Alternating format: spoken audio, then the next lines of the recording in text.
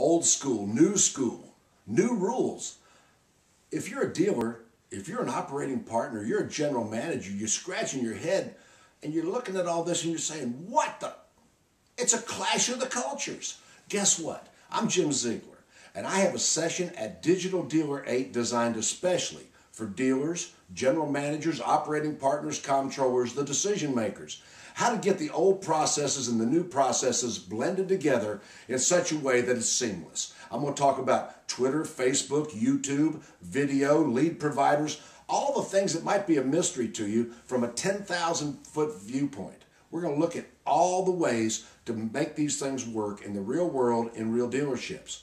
I'm going to expand on my highly rated seminar that I just performed at the NADA convention.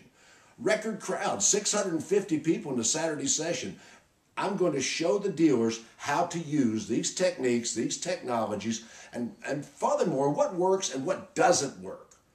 There's a lot of mythology out there, a lot of smoke and mirrors, a lot of vendors knocking on your door every day, buy this, buy this. You don't know what to do. Your people really can't advise you. Attend this, 3 one-hour sessions, especially for decision makers. Jim Ziegler.